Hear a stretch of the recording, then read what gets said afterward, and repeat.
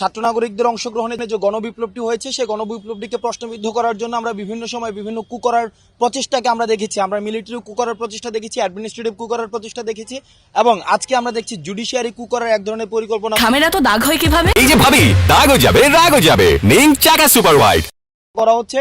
আমরা যেই বিচারপতির পদত্যাগ চেয়ে 24 ঘন্টার আলটিমেটাম দিয়েছি, সেই প্রধান বিচারপতি এবং অন্যান্য বিচারপতিদেরকে নিয়ে তারা ডিজিটাল কু করার এক ধরনের পরিকল্পনা করছে। কারণ গতকাল আমরা দেখেছি খুনি হাসিনার যে সন্তান বিদেশে বসে উনি হুঙ্কার দিচ্ছেন যে সরকারটি গঠিত হয়েছে সেই সরকারটি হচ্ছে কনস্টিটিউশনালি ইনভ্যালিড। আমরা স্পষ্ট করে বলতে চাই, খুনি হাসিনার পতন ঘটেছে। খুনি হাসিনার কোনো পদত্যাগ করার প্রয়োজন নেই। ছাত্র নাগরিকের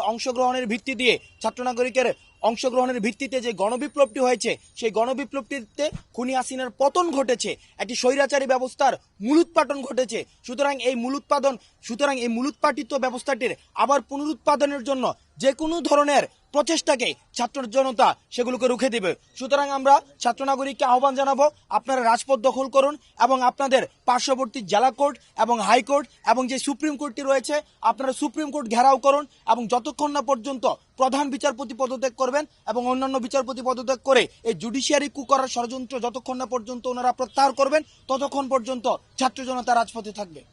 আমরা হাইকোর্ট ঘেরাও করব এবং যেই বিচার বিভাগের যিনি প্রধান বিচারপতি তার পদত্যাগ না হওয়া পর্যন্ত ছাত্র জনতা রাজপথ দখলে রাখবে।